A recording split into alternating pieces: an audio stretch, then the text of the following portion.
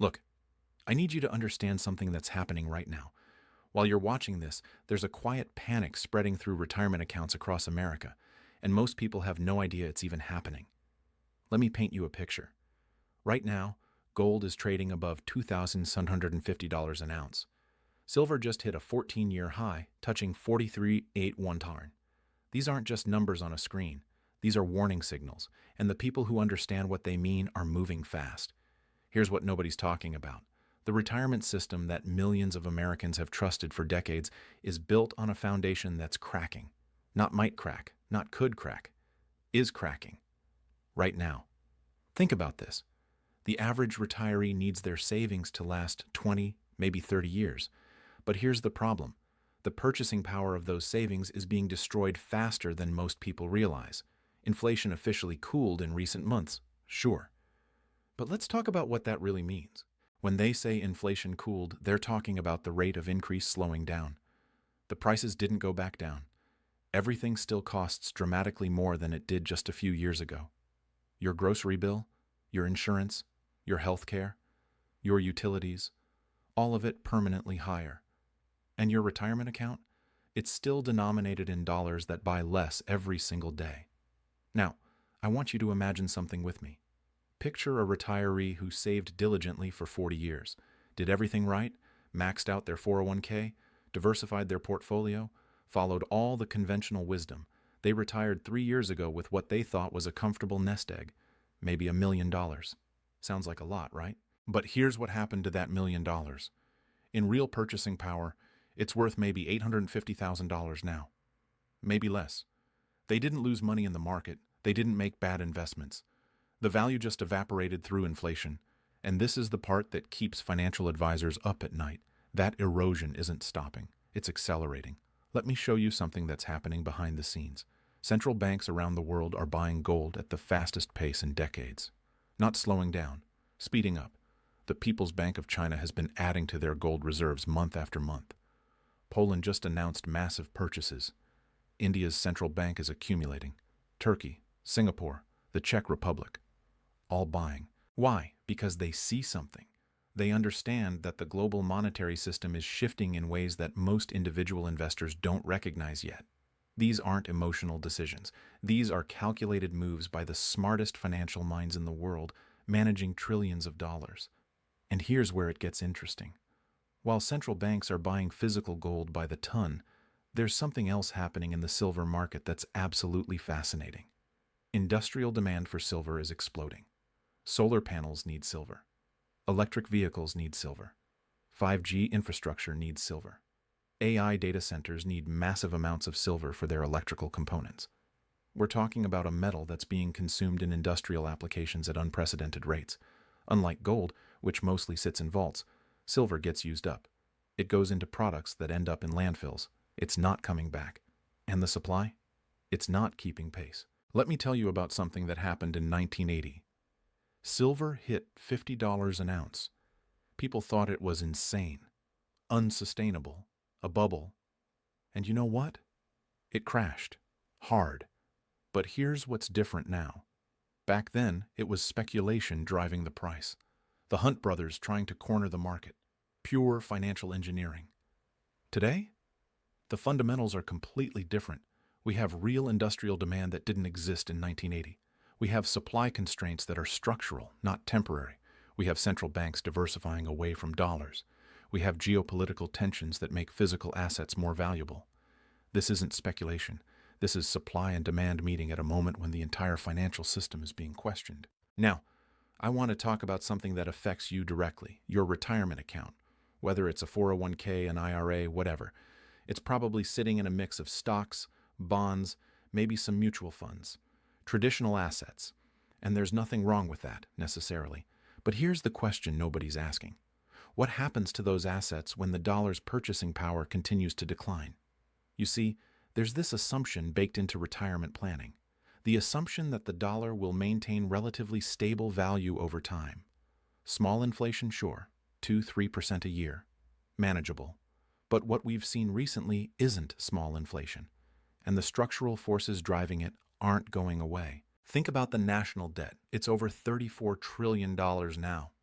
The interest payments alone are becoming one of the largest line items in the federal budget. How does that get resolved? Historically, governments have two options: default, which is politically impossible, or inflate it away. Make the debt smaller in real terms by making the currency worth less. Which option do you think they're choosing? Here's something most people don't know. When you hold physical gold or silver, you're not just holding a commodity. You're holding something that's been recognized as money for thousands of years. Every major civilization in human history has valued these metals. Empires have risen and fallen. Currencies have come and gone. But gold and silver, they've maintained value through it all. Now, I'm not saying you should panic. I'm not saying you should liquidate everything tomorrow. But I am saying you need to understand what's happening, because the people who are paying attention are making moves right now. Let me tell you about the COMEX. That's the major exchange where gold and silver futures are traded. Here's how it works. Most of the trading is paper contracts. People buying and selling the right to gold and silver, but not actually taking delivery of the physical metal. It's a massive market. Trillions of dollars in notional value. But here's the thing. The amount of physical metal backing those paper contracts is a fraction of what's being traded. It's like a bank that operates on fractional reserves. Works fine as long as everyone doesn't show up asking for their money at the same time. But what happens when people start demanding physical delivery? We've seen stress in this system before. In 2020, during the pandemic panic, there were moments when the paper price and the physical price diverged significantly. You could see gold trading at one price on the COMEX, but try to buy physical coins or bars, and you'd pay a massive premium, sometimes $100 or more over spot price. The system was straining. That was a warning shot. And the structural issues that caused it haven't been fixed. They've gotten worse. Now, let me shift gears for a second. If you're sitting on $100,000 or more in retirement accounts, there's something you should know about. I put together a free guide on how gold IRAs work. It's in the description below. Basically, it covers how you can get physical gold into your retirement account without triggering tax penalties. It's a way to add that physical asset protection while keeping the tax advantages of your retirement account. Worth checking out if that's relevant to your situation. Anyway, back to what's happening in the markets right now, because there's another piece of this puzzle that's absolutely critical: the relationship between gold and silver. Historically, there's been a ratio between these two metals. Sometimes gold is 50 times more expensive than silver, sometimes 80 times.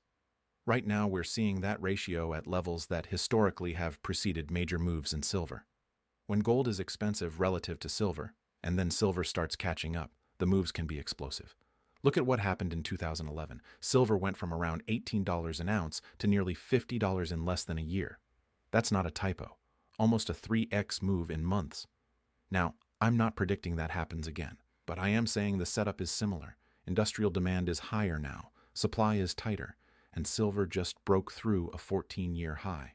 Let me tell you what some analysts are saying. There are serious people managing serious money who think silver could hit $38 in the near term. Some think it could go higher.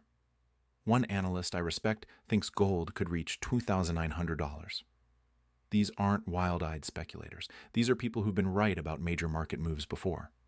But here's what matters more than price predictions: the reason behind the moves.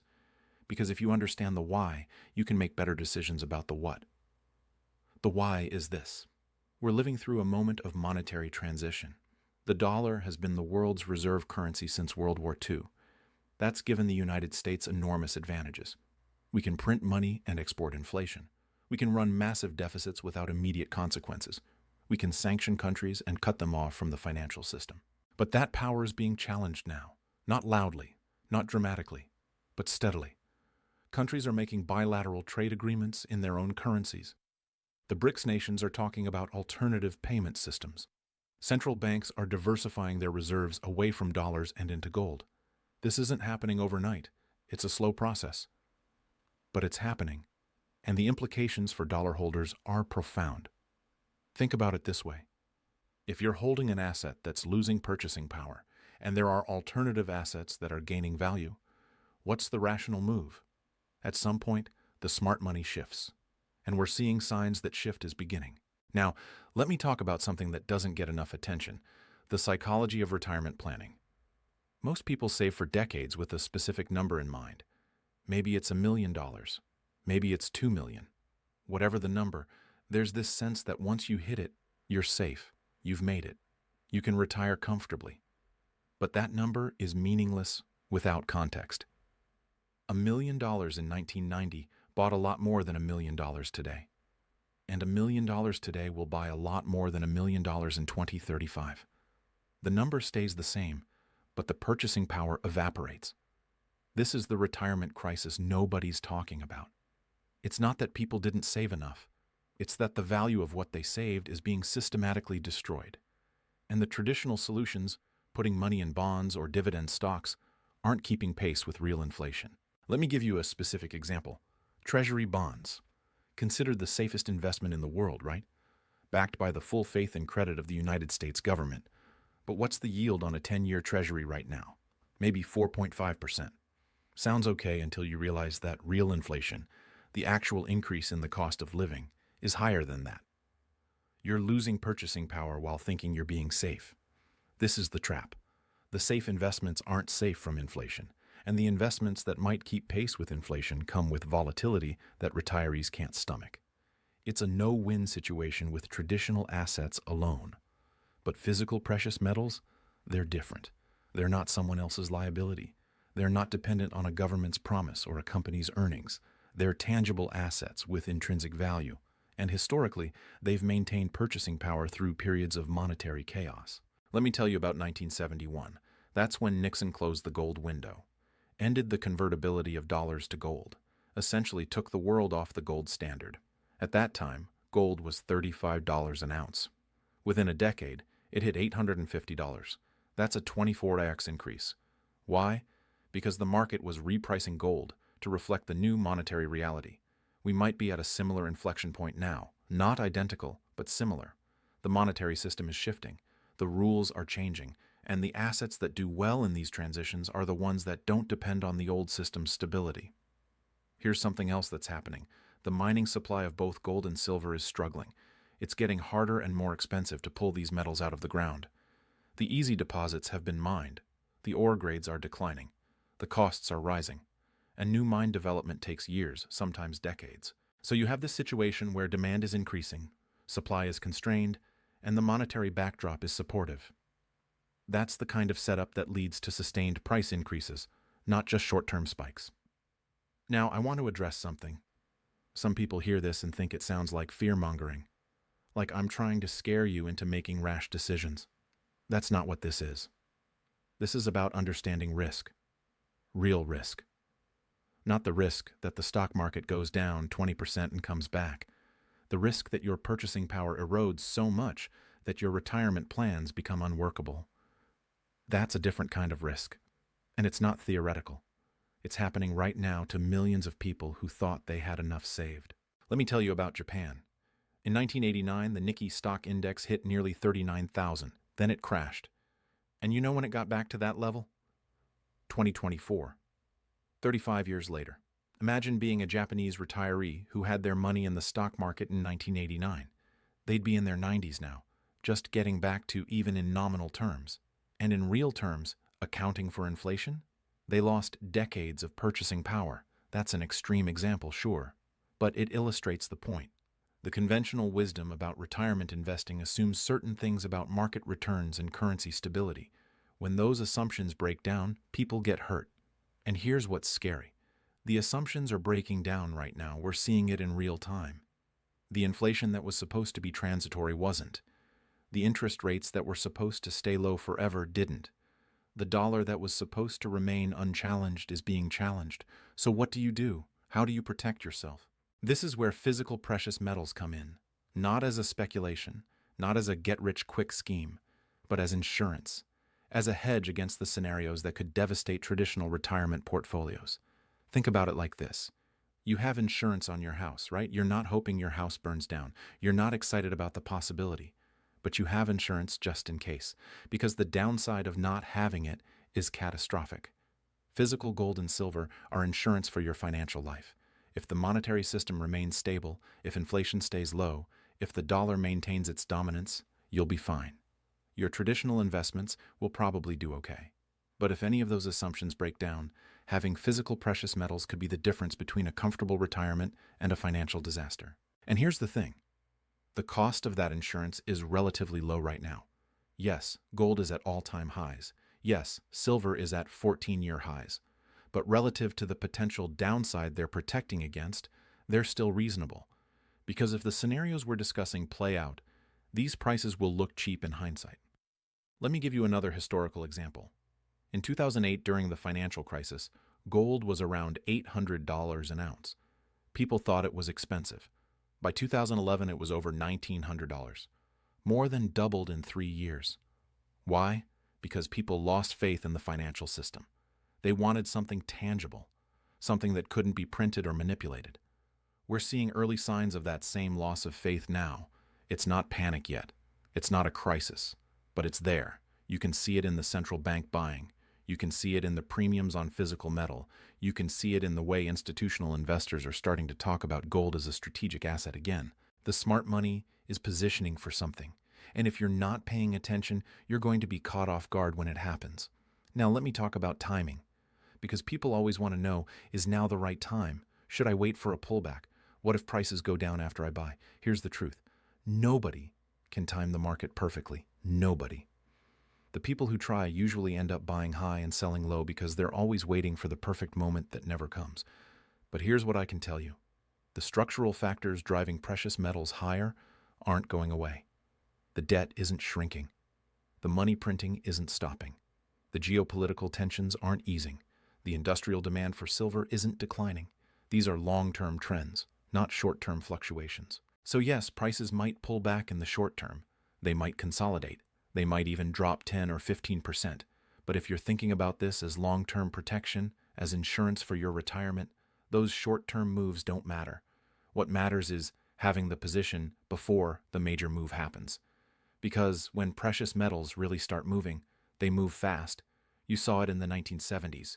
You saw it in the 2000s. You saw it in 2020. When the momentum builds, prices can double in months. And by the time the mainstream media is talking about it, by the time your neighbor is asking how to buy gold, it's too late to get in at reasonable prices. This is your window, right now. While most people are still complacent. While the retirement crisis is still building but hasn't exploded yet. While physical metal is still available at reasonable premiums. Let me tell you what's happening with supply right now. Dealers are reporting that inventory is tight. Not gone, but tight. When demand spikes, which it does periodically, premiums can explode. I've seen times when you'd pay $5 over spot for a silver coin, and other times when you'd pay $10 or more. That premium is pure loss if you're trying to buy during a panic. Better to position now, when supply is available, when premiums are reasonable, when you can make rational decisions without the pressure of a crisis. And here's something else to consider. The tax implications. If you're holding precious metals in a regular brokerage account, you're subject to collectibles tax rates when you sell. That's 28% federal, potentially more with state taxes. But if you structure it correctly, through something like a gold IRA, you can maintain the tax advantages of a retirement account while holding physical metal. That's not a small thing. That's the difference between keeping 72% of your gains and keeping potentially 85 or 90%, depending on your tax situation. Over time, that compounds into serious money. Now, I want to address one more thing before we wrap up. Some people hear all this and think, okay, I'll just buy some gold ETFs or silver mining stocks. Same exposure, more liquid, easier to trade.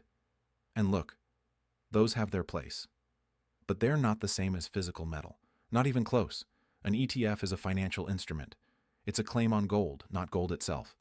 If the financial system has problems, if there's a crisis of confidence, those paper claims might not be worth what you think they're worth. Physical metal is different. It's in your possession or in a secure vault under your control. It's not dependent on a counterparty. It's not subject to rehypothecation or financial engineering. It's real, tangible, yours.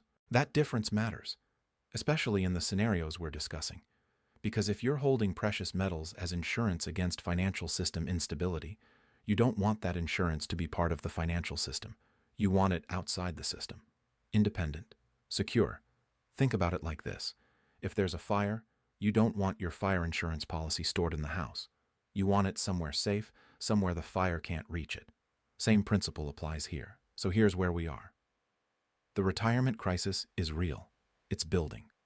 The purchasing power of traditional retirement savings is being eroded by inflation that's not going away. The monetary system is shifting in ways that favor hard assets over paper promises. Central banks are buying gold at record rates. Industrial demand for silver is exploding. Supply is constrained. And the people who understand what's happening are positioning now. You have a choice to make. You can ignore this. You can assume everything will work out fine. You can trust that the system that's been cracking will somehow hold together. Or you can take action. You can protect yourself. You can add physical precious metals to your retirement strategy as insurance against the scenarios that could devastate traditional portfolios. This isn't about getting rich. This isn't about speculation. This is about survival. About making sure that the money you've saved for decades maintains its purchasing power. About ensuring that your retirement plans don't get destroyed by forces outside your control. The window is open right now, but it won't stay open forever. When the crisis becomes obvious to everyone, when the mainstream catches on, when your friends and family are all trying to buy precious metals at the same time, it'll be too late to get in at reasonable prices. Act now. Do your research, understand what's happening, and make the moves that will protect your financial future. Because the retirement crisis just hit a new level, and the people who recognize that are the ones who'll come out ahead.